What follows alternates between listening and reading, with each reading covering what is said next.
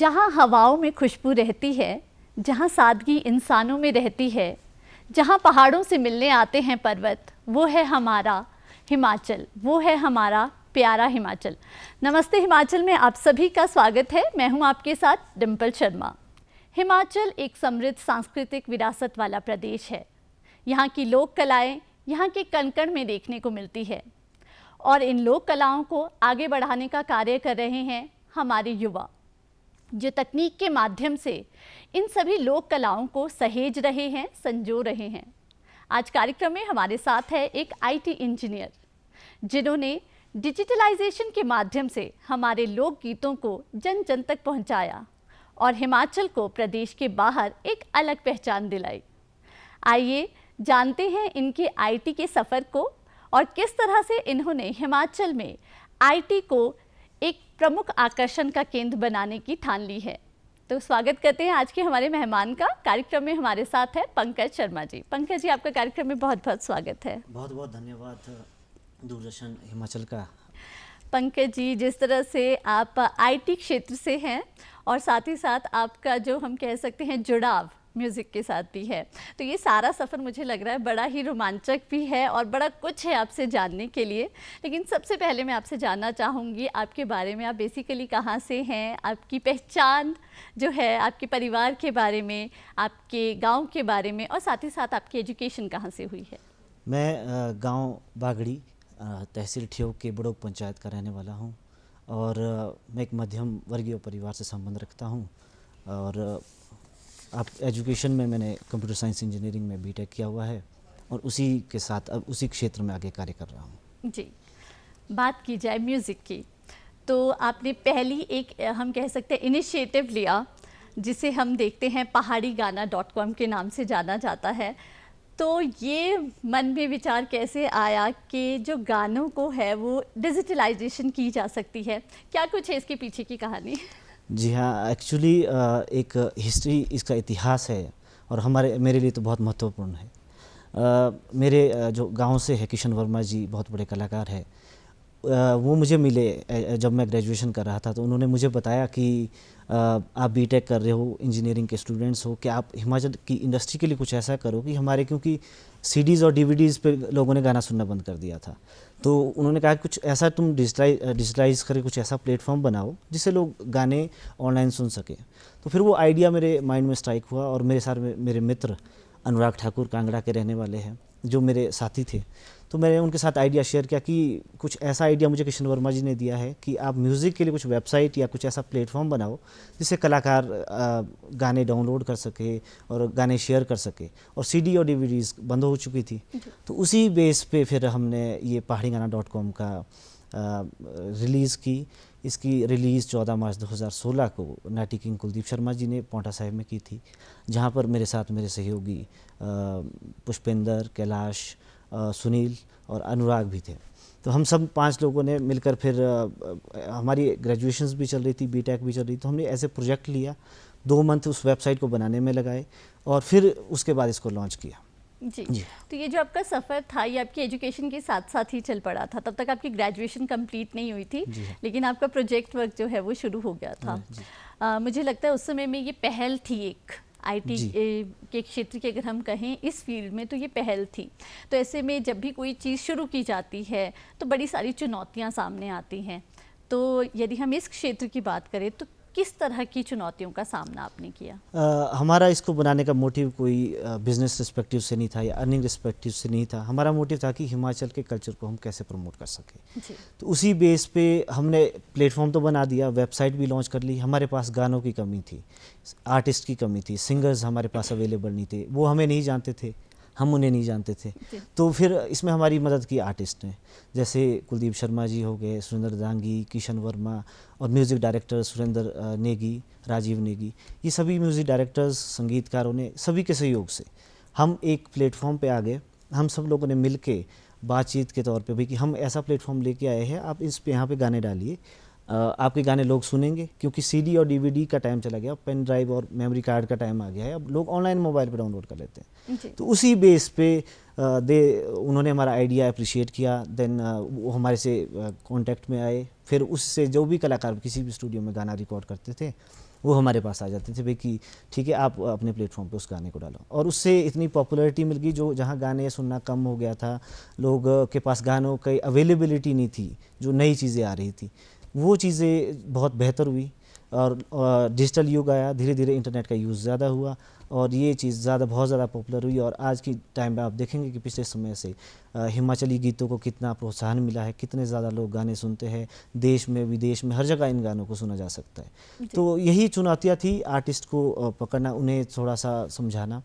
तो यही चीज़ initial phase में हमारे लिए एक डिफ़िकल्ट टास्क रहा, लेकिन आर्टिस्ट ने हमारा सहयोग दिया तो उस वजह से ये चीज़ संभव हो पाई, बहुत अच्छा हुआ। जी, जैसे आपने कहा भी कि आज हम देखते हैं इंटरनेट का यूज़ बहुत ज़्यादा हो रहा है, तो शायद जिस समय में आपने ये शुरू किया था उस समय आपने सोचा भी नहीं होगा कि आने वाला समय कैसा होने वाला है। इतना ज़्यादा हम कह सकते हैं आज हर व्यक्ति तक जो है इंटरनेट की पहुँच है और हर कोई इन गानों को सुन पा रहा है। यहाँ मैं आपसे जानना चाहूँगी कि जब आपने ये आपका पहाड़ी गाना .com आपने शुरू किया तो सबसे ज़्यादा पॉपुलर गाना कौन सा इस पे रहा? इसमें हमारा जो सबसे पॉपुलर सॉन्ग था वो पिंक प्लाजो सॉन्ग था, जो किशन वर्मा, सरला दांगी और सुंदर दांगी जी ने वो लिखा था, और सुरेंद्र नेगी जी का उसमें संगीत था। AC भारद्वाज और आर्टिस्ट ने इसमें वीडियो का रूपांतरण किया था। ये गाने के पीछे भी एक हिस्ट्री है और एक कहानी है कि हमने इसकी ऑडियो लॉन्च कर ली थी वैसे अपने प्लेटफॉर्म पे, वेबसाइट पे हमने डाल दी थी, हमें उतना अच्छा रिस्पांस वहाँ से नहीं मिला जो इनिशियल फेज़ पे था ऑडियो का।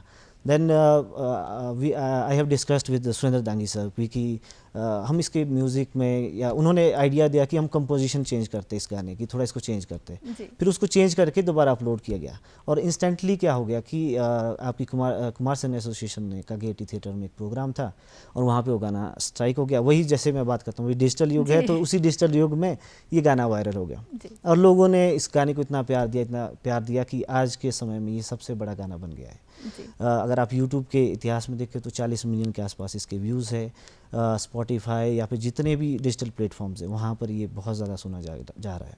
जी पंकज जी, सच में ये गाना बहुत ज़्यादा पॉपुलर है, तो क्यों ना यहाँ हम भी आनंद लें इस गाने का, हमारे दर्शक भी इस गाने को देखें। तो आइए आनंद लेते हैं इस खूबसूरत से गाने पिंक प्लाजो का।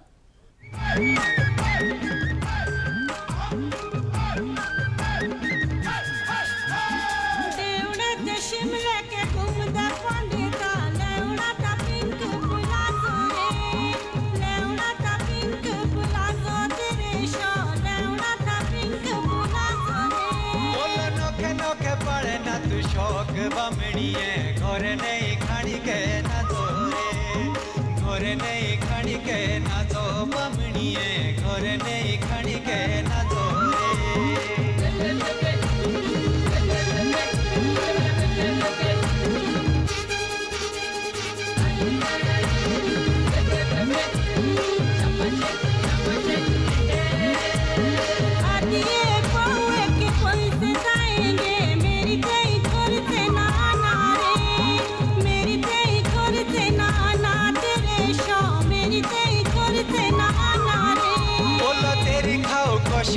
खेणी बमणिए, सचू बोलू नहीं किए बना रे, सचू बोलू नहीं किए बना बमणिए, सचू बोलू नहीं किए बना रे।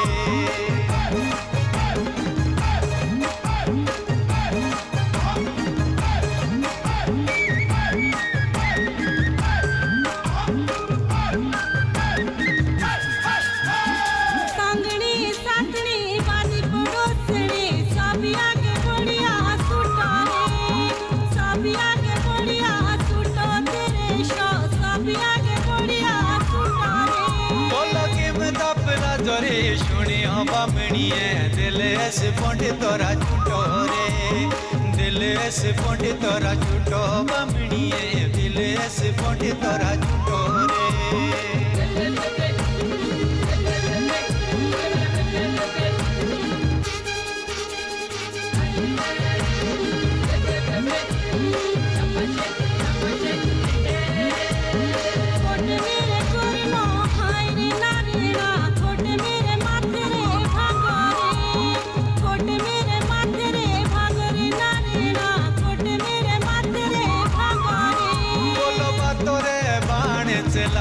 बमणिए जीरा मेरे काले दूधा लगो रे, जीरा मेरे काले दूधा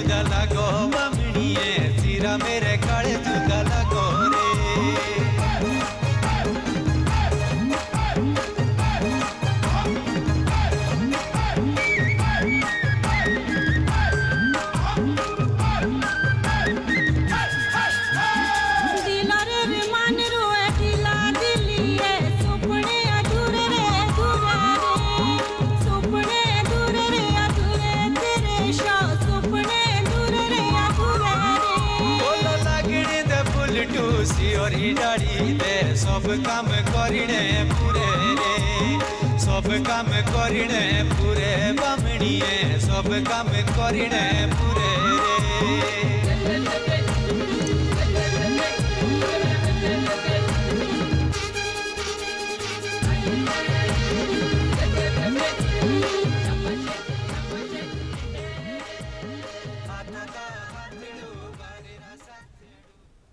बहुत ही खूबसूरत ये गीत था पंकज जी।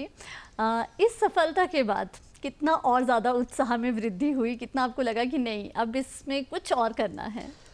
इसके बाद जब ये पॉपुलैरिटी हमें मिली तो हमने देखा कि जो बड़ी कंपनीज़ है इंडिया में जो म्यूज़िक इंडस्ट्री में काम कर रही है, तो उसी बेस पे हमने इन गानों को यूट्यूब पे डालना शुरू कर दिया जी। जिसने हमें बहुत ज़्यादा सक्सेस दी। यूट्यूब पे डालने से ये ज़्यादा सुपर इजी हो गया लोगों के लिए कि वो इजी एक्सेस कर पाते थे गानों को, वो इजीली देख सकते थे गानों को। तो हमने वेबसाइट पे डालने के साथ साथ यूट्यूब पे डालना शुरू किया और उसके साथ साथ फिर गाने पॉपुलर होने शुरू हो गए और आज की डेट में हर एक सिंगर, हर एक आर्टिस्ट ने अपना यूट्यूब चैनल बनाया क्योंकि पॉपुलैरिटी डे बाय डे उसकी बढ़ती गई। लेकिन वो इनिशियल फेज़ में हमने शुरू किया था कि यूट्यूब पे भी हम नाटिया डाल सकते हैं। ये चीज़ तो एक खुशी अंदर से आपको बहुत ज़्यादा होती होगी। आपने चुनौतियों की बात की थी कि सब लोगों को एक साथ लाना ये बहुत डिफ़िकल्ट काम था। इतने कलाकार, अगर हिमाचल की हम बात करें तो मुझे लगता है हर जगह पर हमारे लोक कलाकार हैं। ऐसे में आपने सबको किस तरह से इकट्ठा किया और किन किन लोगों ने इसमें आपका सहयोग किया? इसमें इनिशियल फेज़ की अगर मैं बात करूं तो सबसे ज़रूरी चीज़ कि कोई भी आर्टिस्ट जाएगा गाना रिकॉर्ड करेगा तो एक म्यूज़िक स्टूडियो में जाएगा। तो हमने म्यूज़िक डायरेक्टर्स को ही पकड़ा सबसे पहले तो कि भाई म्यूज़िक डायरेक्टर के पास जाओ, आप अपना आइडिया दो, ये आइडिया हमारा है, उस आइडिया को शेयर करो और उस आइडिया के बेस पे उसको वो गाने वहाँ पे इजीली एक्सेस कर पाए। तो सिंगर्स तक वो अपनी बात पहुँचाते थे, सिंगर हमारे तक रीच करते थे और हम उन गानों को फिर डाल देते थे। तो यही चीज़ इसमें चलती रहती थी। तो आर्टिस्ट का इसमें बहुत अच्छा रोल रहा, जो म्यूज़िक डायरेक्टर्स था उनका रोल अच्छा रहा और उसके साथ साथ हर एक फील्ड में कोई ना कोई आपके पास चैलेंजेस चले रहते हैं या हर लोग आपको मोटिवेट करता है, तो वही चीज़ें आपके लिए एक पॉजिटिव इम्पैक्ट देती है यहाँ पे। जी। बात की जाए कि आपके काम की इस फील्ड में जो आपने आर्टिस्ट के लिए किया, ऐसे में जो आर्टिस्ट थे उनको किस तरह से लाभ मिला? आपने अपनी लोक संस्कृति को सहेजने का काम तो किया ही, साथ ही साथ आपने कलाकारों के लिए भी बहुत एक अच्छा कदम उठाया। ऐसे में उन्हें किस तरह से इससे लाभ प्राप्त हुआ? इसमें दो चार चीज़ें थी कि इनिशियल फेज़ पे हमने एक तो पेड गाने करने शुरू कर दिए थे। हमने एक 2018 में गानों को पेड करना शुरू कर दिया था। हमने आर्टिस्ट को बोल दिया था भी कि आप अपने गानों से पैसा भी कमा सकते हो। तो हमने गाने डाले, बहुत सिंगर के गाने हमने डाले, पॉपुलर सिंगर्स के सॉन्ग्स हमने डाले। उन सिंगर्स के गाने डालने के बाद हमें एक अच्छी पॉपुलैरिटी भी मिली, लेकिन वहाँ पे एक दिक्कत होगी, हम किसी गाने को 10 रुपये का रख लेते थे अपनी वेबसाइट पे, तो अगर उसने वो गाना डाउनलोड करना है तो उसे 10 रुपये देने पड़ेंगे। तो अगर पिंक प्लाजो आपने डाउनलोड करना है, सुनना है, तो आपको 10 रुपये देने पड़ेंगे, फिर आप सुन सकते हो। लेकिन उस केस में क्या हो गया कि लोग एक तो पे करना नहीं चाह रहे थे, दे नीड फ्री थिंग्स, हर एक चीज़ फ्री में अवेलेबल करना चाह रहे हैं। फिर दूसरी चीज़ क्या थी कि जो गाने थे अगर आप डाउनलोड कर लो उसको आप इजीली शेयर कर सकते हो, तो वो खरीद नहीं रहे थे उस चीज़ को। तो हमारा वो एक नेगेटिव इम्पैक्ट रहा, एक चैलेंज रहा जिसको हम फेस कर पाए। उसके बाद हमने उस चीज़ को कैंसिल कर दिया भी कि हम ये चीज़ें नहीं कर पाएंगे, क्योंकि इसमें चैलेंजेस बहुत ज़्यादा थे जो हम फेस नहीं कर पा रहे थे। जी, जब भी कोई काम शुरू किया जाता है तो इस तरह की समस्याएं आती ही हैं। आप कहते हैं ना कि गिर गिर कर ही सीखते हैं, धीरे धीरे करके। तो आपने भी काफ़ी कुछ सीखा, काफ़ी प्रॉब्लम्स को फेस किया और फिर उसके बाद जो है आपने धीरे धीरे, हम कह सकते हैं, इस फील्ड में स्टेबिलिटी लेके आए। ऐसे में बात की जाए जब पहाड़ी गाना.com की, तो काफ़ी पॉपुलर हो चुका था हिमाचल की जब हम बात करते हैं। ऐसे में आपने रुख किया हिमाचल से बाहर की ओर। हमने देखा है कि आपने जो है नेपाल के गानों के लिए भी वेबसाइट बनाई, सिक्किम की जब हम बात करते हैं वहाँ के लिए आपने कार्य किया।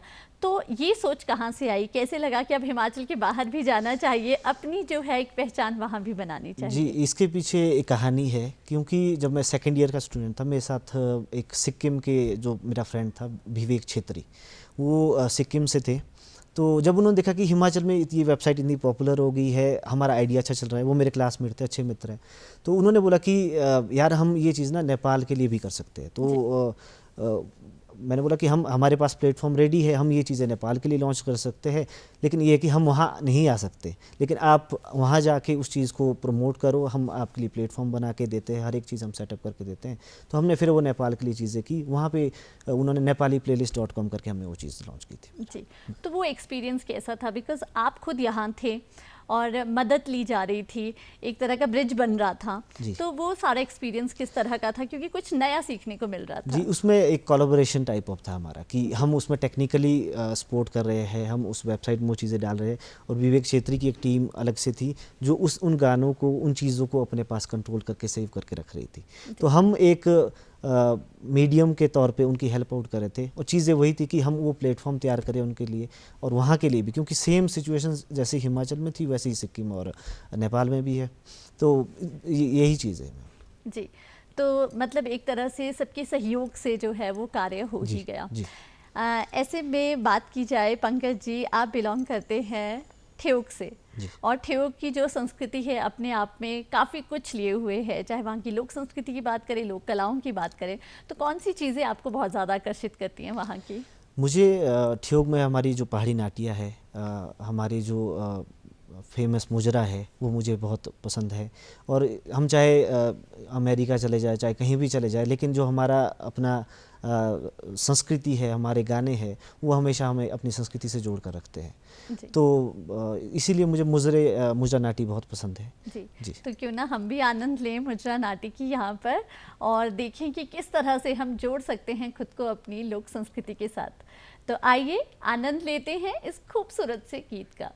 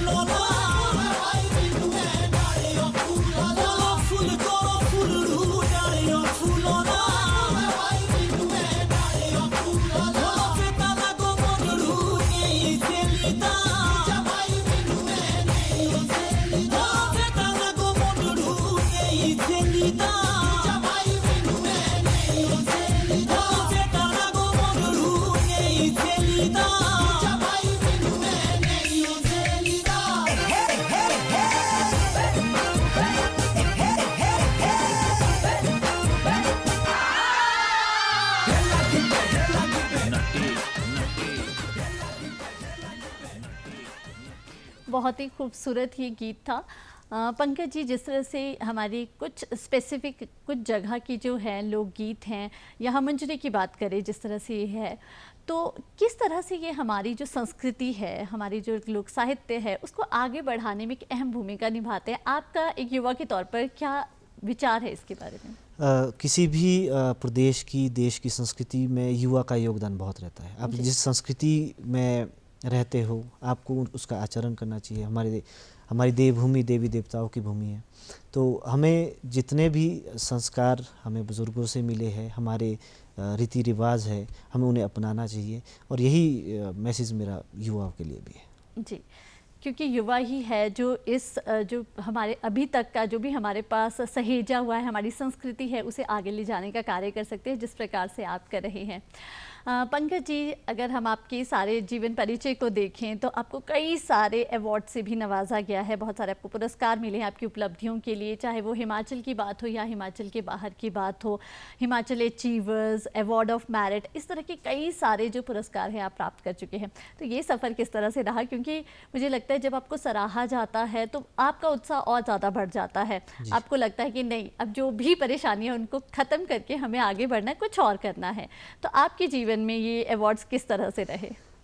हमें जब भी किसी भी ऑर्गेनाइजेशन ने या गवर्नमेंट अथॉरिटी ने अवार्ड्स दिया, तो उस समय वो एक मोटिवेशन के तौर पे, एक डोज के तौर पे हमें काम करता है।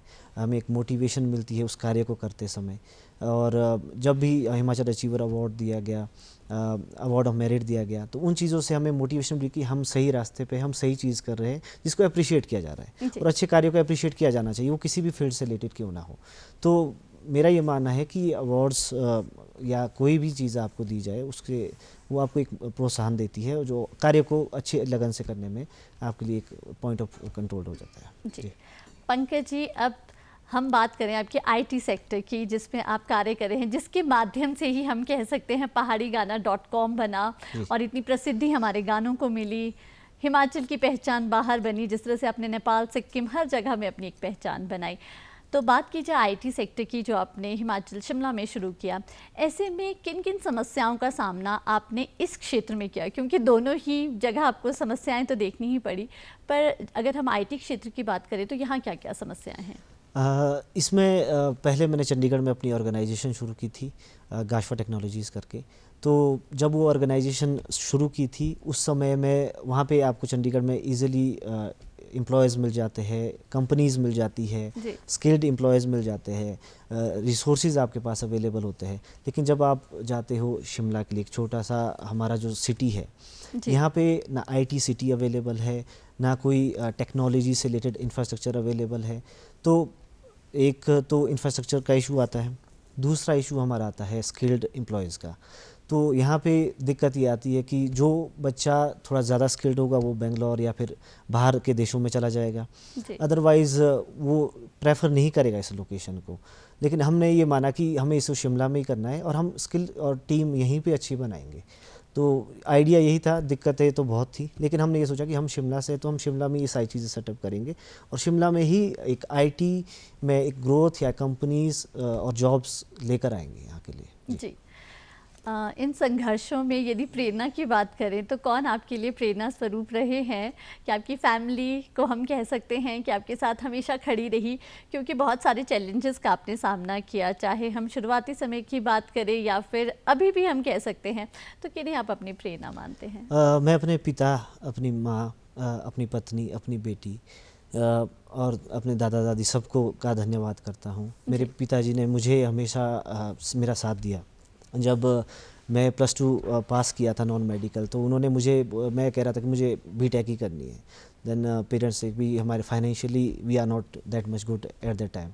सो आई टोल्ड भाई कि मैं इसमें कामयाब करके आपको दिखाऊंगा, आप एक बार चाहे कैसे भी, आप चाहे लोन ले लो, कुछ भी ले लो, I will do something better in it.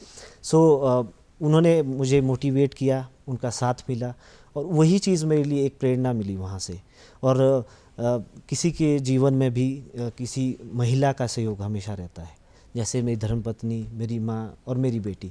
तो मेरे पास तो 3-3, 4-4 लोग हैं, तो वो लोग मेरे लिए प्रेरणा के स्रोत रहे, हमेशा ही मोटिवेशन देते थे कि हाँ, मुझे अगर मैं कोई कार्य कर रहा हूँ उसको और अच्छे लेवल पे करूँ और अच्छे तरीके से करूँ। जी। पंकज जी, जिस तरह से आपने संघर्षों की बात की कि आफ्टर स्कूल ही आपके पास एक टारगेट था कि मुझे ये अचीव करना है, आपने अपने पेरेंट्स को सेटिस्फाई कर दिया था। ऐसे में जब आपकी बीटेक कंप्लीट हुई और आपने आईटी सेक्टर में जॉब ना सोचकर आपने सोचा कि आपको करना है अपना कोई स्टार्टअप, तो एक चैलेंज नहीं लगा, एक डर नहीं लगा कि अब कैसा रहेगा, क्या है, क्या सोच आई उस वक्त मन में कि क्यों आपने जो है स्टार्टअप को चुना, अपने बिजनेस को चुना? इसके पीछे भी एक कहानी है मेरी।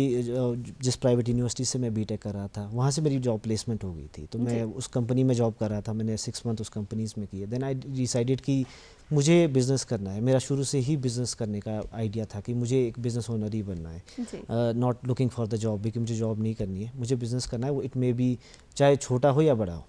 तो वो एक थॉट प्रोसेस था इनिशियल फेज से ही। तो उसके लिए जो लर्निंग प्रोसेस था वो आपको किसी स्किल्ड कंपनी में जाके या फिर कहीं जाकर ही आप उस चीज़ को सीखते हो।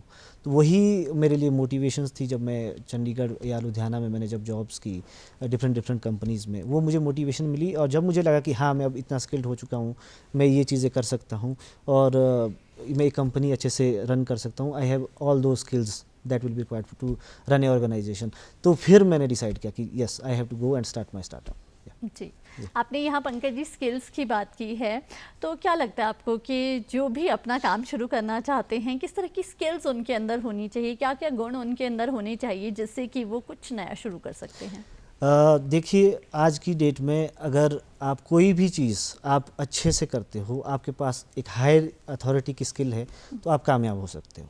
अगर मैं आईटी फील्ड में बात करूं तो आईटी में बहुत सारी फील्ड्स अवेलेबल है। लाइक आप पाइथन एआई के लिए जा सकते हो, साइबर सिक्योरिटी के लिए आप जा सकते हो, वेब डिज़ाइनिंग एंड डेवलपमेंट के लिए आप जा सकते हो, डिजिटल मार्केटिंग के लिए आप जा सकते हो। बहुत सारी फील्ड्स मार्केट में अवेलेबल है। The thing that matters is the skill. So अगर आप जितना आपका अच्छा हुनर है, आपकी डिमांड जॉब रिस्पेक्टिव से भी, आप एज ए स्टार्टअप या एंटरप्रेन्योर की नज़र से भी, वो चीज़ आपको हेल्प आउट करेगी in your future. So skilful job और स्किलफुल वर्क के लिए आप जाओ, that will help you to grow your career और योर फ्यूचर। जी, तो थियोरेटिकल ना जाकर ज़्यादा से ज़्यादा अपने अंदर जो स्किल्स हैं, जो भी आप बेहतर कर सकते हैं, उसकी ओर आपको जाना चाहिए। जी, मैं हमेशा यही बोलता हूँ अपने जो ऑफिस में भी मेरे एम्प्लॉयज़ है और साथी है कि स्किल इज़ किंग। तो स्किल हमेशा आपका किंग रहने वाला है, क्योंकि वो आपको राजा बना देगा अगर आपके पास हुनर है। तो अगर आप स्किल नहीं सीखोगे तो आप किंग नहीं बन पाओगे। So that's the simple thing. Pankaj ji, जिस तरह से कोई भी काम शुरू किया जाता है, आज तो डिजिटलाइजेशन का युग है, कोई भी छोटे से छोटा काम भी हो तो उसके लिए हम कह सकते हैं कि हमें डिजिटलाइजेशन की ज़रूरत है ना? तो ऐसे में यदि हम चैलेंजेस की बात करें, उसके बाद भी आपने जिस तरह से अपना काम शुरू किया तो बहुत सारे चैलेंजेस आते हैं। आपके पास डिजिटलाइजेशन का माध्यम तो था, परंतु उसके बाद भी आपने बहुत सारे चैलेंजेस फेस किए आज यहाँ तक पहुँचने के लिए। तो वो चैलेंजेस क्या है और कैसे आपने उनको ओवरकम किया? बेसिकली इनिशियल फेज़ में 2017-18 के आसपास कनेक्टिविटी का इशू था। यहाँ पे कनेक्शन, इंटरनेट कनेक्शंस BSNL ही चलता था। अब फाइबर आ चुका है तो that will be much better. लेकिन इसके अलावा आपके जो इंफ्रास्ट्रक्चर मैंने आपको बोला, अनस्किल्ड एम्प्लॉय, तो स्किल्ड एम्प्लॉय होने ज़रूरी है और प्रोफेशनलिज्म होना ज़रूरी है। वो चीज़ें थोड़ी सी मिस करती हैं यहाँ पे, क्योंकि यहाँ पे प्राइवेट यूनिवर्सिटीज़ या गवर्नमेंट यूनिवर्सिटीज़ में जो लर्निंग करिकुलम है उसको थोड़ा सा प्रैक्टिकल लेवल पे नहीं करवाया जाता है। अगर उसको प्रैक्टिकल पे ज़्यादा फोकस करके आप थ्योरेटिकली भी कराओ, लेकिन प्रैक्टिकली उसको ज़्यादा इंप्रूव करो, क्योंकि जब वो अपनी ग्रेजुएशंस बीटेक MCA BCA करके जाएगा तो उसे एट दी एंड वो प्रैक्टिकल चीज़ आनी ज़रूरी है। देन कोई कंपनी या कोई ऑर्गेनाइजेशन उसे हायर करेगी। जी, तो बहुत ज़्यादा ज़रूरी है कि जो भी हम पढ़ें उसकी हमें प्रैक्टिकल नॉलेज बहुत ज़्यादा मिले। बिना प्रैक्टिकल नॉलेज के कुछ भी नहीं हो सकता है। बात की जाए डिजिटल प्लेटफॉर्म की कि कितना ज़रूरी है आईटी क्षेत्र में कि आपको एक प्लेटफॉर्म मिले जिससे आप आगे आ सको। जैसे आपने कहा स्किल्स भी होना ज़रूरी है, बाकी चीज़ें भी इम्पॉर्टेंट है, लेकिन जब हम प्लेटफॉर्म की बात करते हैं किसी भी क्षेत्र में तो वो बहुत ज़्यादा इम्पॉर्टेंट है कि व्यक्ति को आगे बढ़ने का मौका मिले। तो वो आप कैसे देखते हैं और एक व्यक्ति जो है वो कैसे उसको प्राप्त कर सकता है? अभी अगर हिमाचल में या शिमला में बात करूं तो हमारे ऑर्गेनाइजेशन बहुत कम है जो आईटी फील्ड में काम कर रही है। लेकिन आफ्टर कोविड कुछ लोगों ने स्टार्टअप्स यहाँ पे शुरू की है जो हम देख रहे हैं रिसेंटली। तो अपॉर्चुनिटीज़ आपको मिल सकती है, but you need to be hunger of that you want to learn something. तो अगर वो सीखना चाहते हैं तो they have possible opportunity right now available in Himachal also, क्योंकि बहुत सारी कंपनीज खुल चुकी है, बहुत सारे ऑर्गेनाइजेशन है, और नहीं तो अदरवाइज़ बाहर की सिटीज़ में तो अवेलेबल है ही है, लेकिन आप हिमाचल और शिमला में भी ये चीज़ें कर सकते हो। डिपेंड करता है कि आप किस स्किल सेट में जाना चाहते हो, क्या चीज़ आप सीखना चाहते हो, क्या हुनर आप लेना चाहते हो। जी, जिस तरह से आप आईटी का काम कर रहे हैं, तो इसमें बेसिकली कौन कौन से स्पेसिफिक स्किल्स की अगर हम बात करें वो होना ज़रूरी है? इसमें अगर वैसे तो कंप्यूटर साइंस फील्ड ही सारी रहती है, तो जी। कंप्यूटर साइंस में आप अगर कोई बीटेक, बीसीए, एमसीए करके बच्चा आ रहा है, जी। ये भी मैटर नहीं करता कि आप बीटेक एमसीए करके आओ, या अगर आप +2 पास भी हो, आप ये चीज़ें कर सकते हो, सच एज़ कि आपने क्या बोलते ग्राफिक डिज़ाइनिंग करनी है, डिजिटल मार्केटिंग करनी है, पाइथन एआई करना है, मोशन ग्राफिक करना है, मशीन लर्निंग करना है, साइबर सिक्योरिटीज़ करनी है। तो ये बहुत सारी स्किल्स अवेलेबल है मार्केट में। आप देखते होंगे आज की डेट में हर जगह एआई चल रहा है, हर एक जी। चीज़ में एआई डाल दिया गया है, तो वो एआई में आपको अडेप्ट होना पड़ेगा। टेक्नोलॉजी इतनी फास्ट हो चुकी है, अगर आप आज एआई में अडेप्ट नहीं होगे तो जैसे बोलते हैं कि ग्राफिक डिज़ाइनर की जॉब एआई ले जाएगा। जी। देखते हैं आप आजकल सोशल मीडिया में एआई वाले टूल्स चले हुए हैं, जी। जो फोटोज़ वगैरह बन रहे हैं, तो वो सारे एआई के ही है। तो ग्राफिक डिज़ाइनर जो काम करता है तो वो एआई टूल करके दे रहा है, तो ग्राफिक डिज़ाइनर की जॉब जाएगी। जी। लेकिन अगर वो ग्राफिक डिज़ाइनर ही एआई सीख ले तो उसकी जॉब भी सिक्योर हो जाएगी और वो अच्छा स्किल्ड भी हो जाएगा। तो स्किल्ड होना ज़रूरी है, आपको ट्रेंड्स के साथ चेंज होते रहना पड़ेगा। आप हमेशा एक स्किल सेट पे नहीं रह सकते आईटी इंडस्ट्री में, क्योंकि आज जो स्किल आप कर रहे हो, आज जो इंडस्ट्री में स्किल की डिमांड है, आने वाले 10 सालों बाद वो अपडेट हो जाएगी, क्योंकि आईटी इंडस्ट्री बहुत फास्ट मूव करती है। सो जो इन चीज़ों को सीखे, इस पे अपना करियर बनाना चाहता हूँ, वो हमेशा अपने आप को अपडेटेड रहना उसके लिए ज़रूरी है। जी। तो पंकज जी, आप कहना चाहते हैं कि जो आईटी क्षेत्र में हैं उन्हें हमेशा एक्टिव रहना है, क्योंकि समय के साथ धीरे धीरे नहीं, ये बहुत जल्दी जल्दी चेंज होता जा रहा है। जी। तो ऐसे में जो आपके साथ आप जिस तरह से इन चेंजेस का सामना करते हैं, क्या आप अपने लिए समय निकाल पाते हैं थोड़ा सा अपने सुकून के लिए, अपने रेस्ट के लिए, म्यूज़िक सुनने के लिए? जी, बीच बीच में निकाल लेते हैं, लेकिन वही है कि समय के साथ ही सारी चीज़ें मैटर करती है। इनिशियल फेज़ पे आपके कॉलेज टाइम पे आपको समय ज़्यादा होता है, लेकिन जैसे ही आपकी रिस्पॉन्सिबिलिटीज़ बढ़ जाती है तो फिर आप उन चीज़ों के लिए समय निकालना कम कर पाते हैं। जी। अगर हम आपके फेवरेट पहाड़ी गाने की बात करें तो कौन सा गाना ऐसा है जिसे आप फ्री टाइम में गुनगुनाना पसंद करते हैं, आपको सुनना पसंद है? वैसे तो मेरे बहुत सारे फेवरेट सॉन्ग हैं, जैसे लाइक राम रफ़ीक जी का बदनाम सॉन्ग था, एक सुपने दी मिले मेरे बोला आमिया तू मेरी है, येगी बोरू लागू तेरो आवाज़। तो ये कुछ ऐसे गाने हैं जो मेरे दिल में हमेशा रहते हैं। लेकिन एक महेंद्र राठौर जी का एक सॉन्ग है सपना सॉन्ग, वो मुझे बहुत अच्छा लगता है, तो अगर आप वो दर्शकों को सुना दे तो। जी, बहुत ही खूबसूरत वो गाना है। तो आइए हम आनंद लेते हैं इस खूबसूरत से गीत का। और जहां पंकज जी का ये फेवरेट गाना है, मुझे लगता है बहुत सारे हमारे दर्शकों का भी फेवरेट गाना है, तो आइए सुनते हैं ये खूबसूरत सा गीत।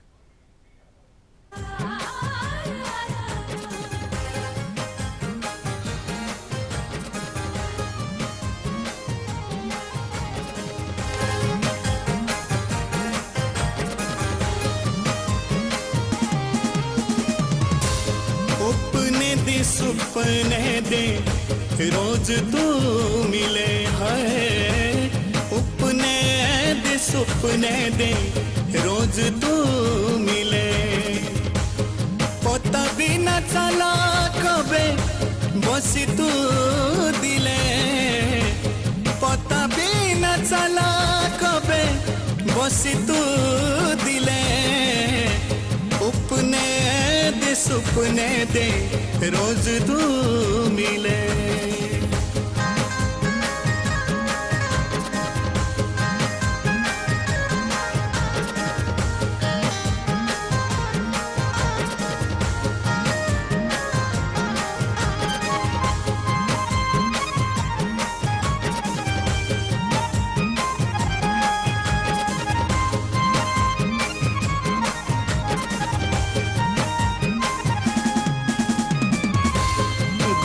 तेरा मोटा चांदो दबी बाका,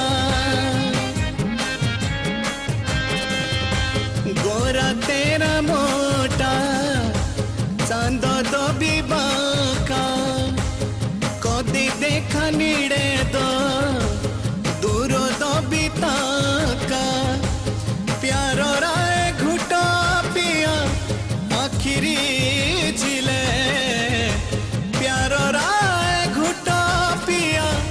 आखिरी जिले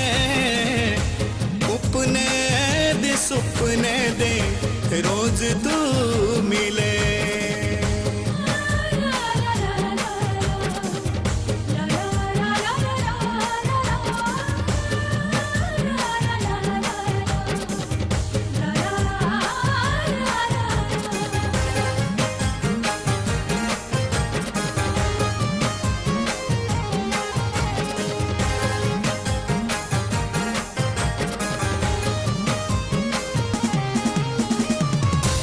दूर ये बेरोणानी साथी करे बसना, दूर ये बेरोणानी साथी करे बसना, रूठना मनाना होना रोना कबे हसना, कदी मिले नाले कदी उचड़े टिले, कदी मिले नाले कदी उचड़े टिले, उपने दे सुपने दे रोज तू मिले है, उपने दे सुपने दे रोज तू मिले।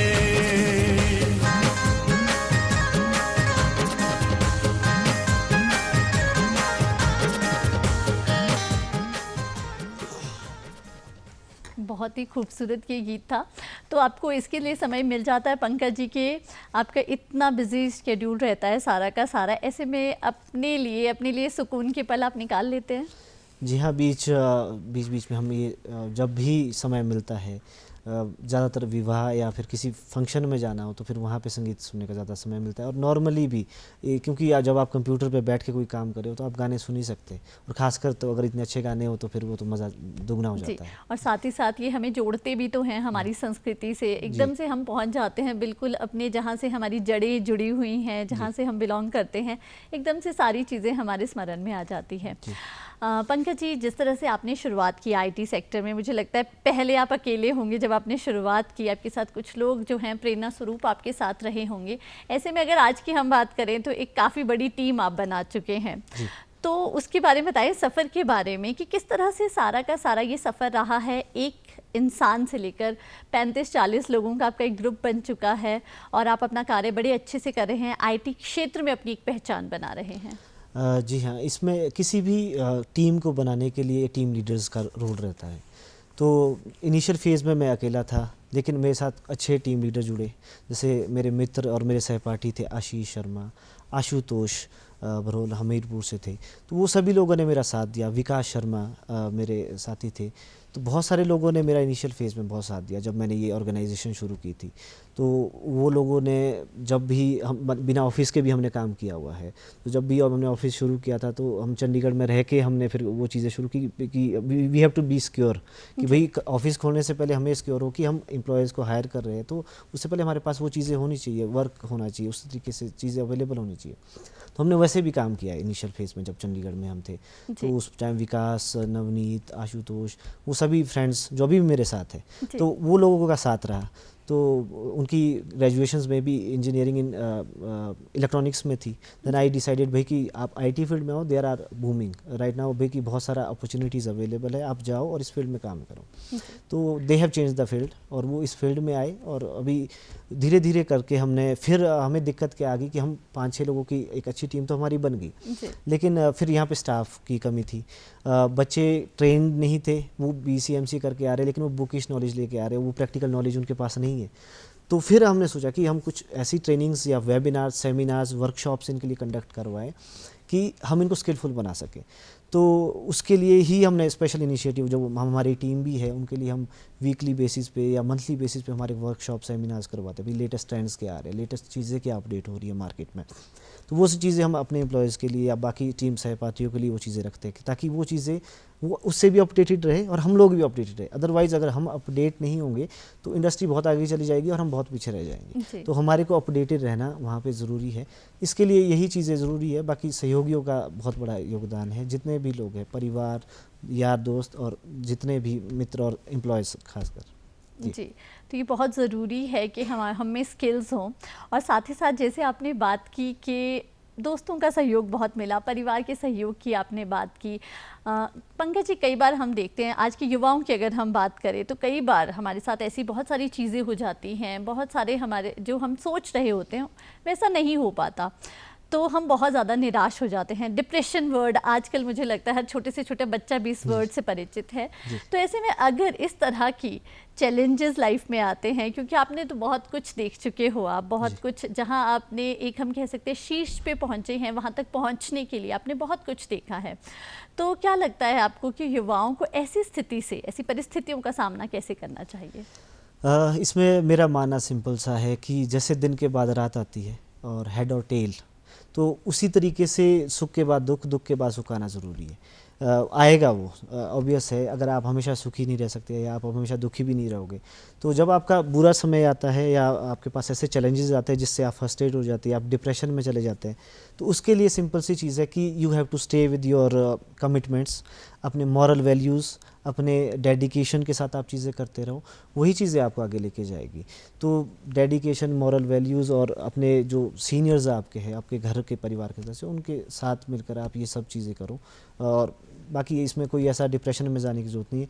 ज़्यादातर जो लोग डिप्रेशन में जाते भी है, कुछ लोग सुनने में भी आता है, तो उनके लिए यही है कि ये छोटी सी ज़िंदगी है, आप अपने काम को एंजॉय करो, जो भी चीज़ें आप कर रहे हो, और उसको बेस्ट वे से अपने लाइफ को एंजॉय करो। जी, और साथ में खूबसूरत गाने भी सुनते रहिए। जहाँ भी आपको लगता है कि डिप्रेशन आपकी लाइफ में आ रहा है, तो हमारे खूबसूरत से लोकगीत हैं, उनका आप आनंद लीजिए।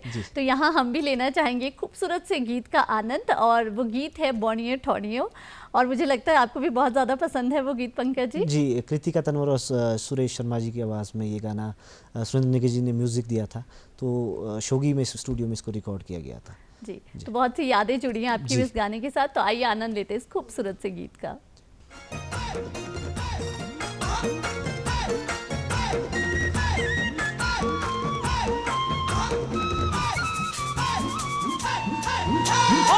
ਹੁਣ बैठोनियो बाकी पड़ोसने आज कर की चाली तेरे शो।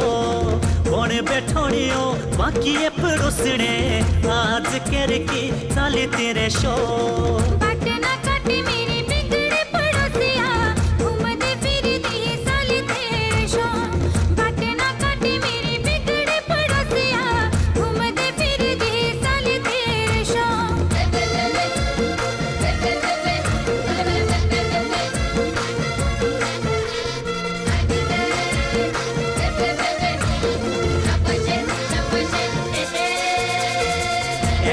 अखली देवे ना पड़ोसने हमें बेअसर दे हाय तेरे शो। अखली देवे ना पड़ोसने हमें बेअसर दे हाय तेरे शो।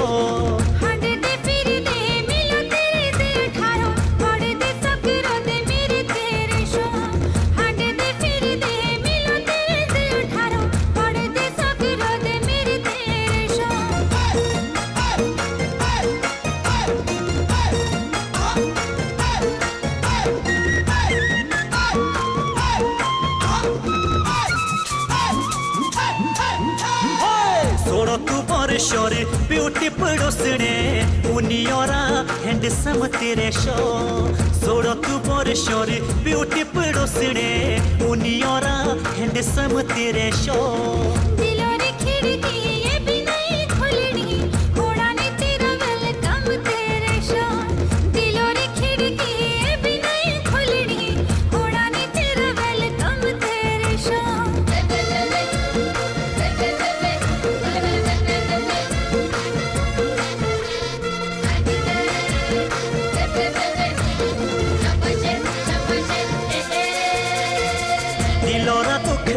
शुण तू पड़ोसने खाने नी इतने भाव तेरे शो। दिलोरा दुखड़ा शुण तू पड़ोसने खाने नी इतने भाव तेरे शो।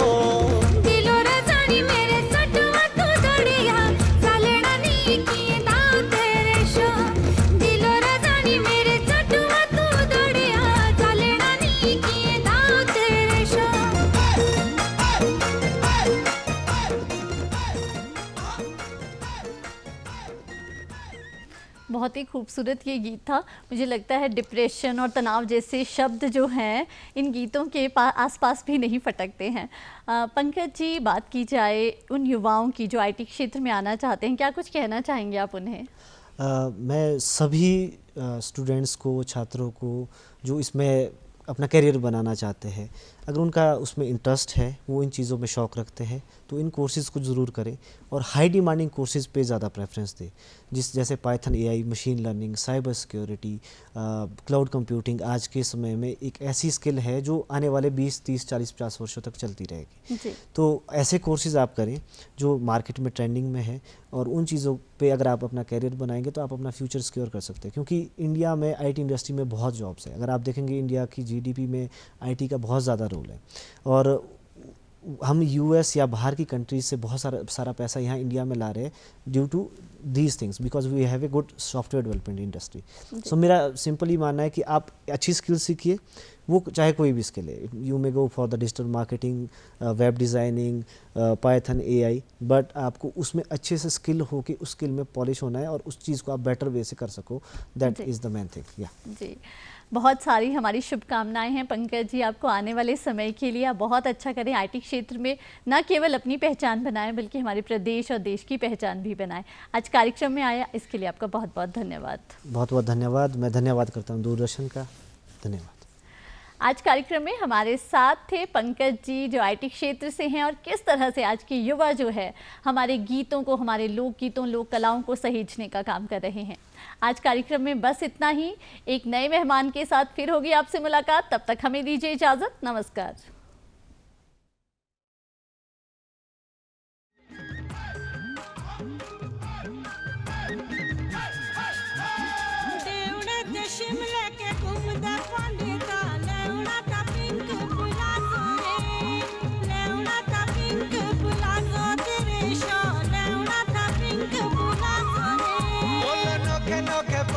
तू शौक बामणी है, घर नहीं खानी के ना जोरे, घर नहीं खानी के ना जो बामणी है, घर नहीं खानी के ना जोरे।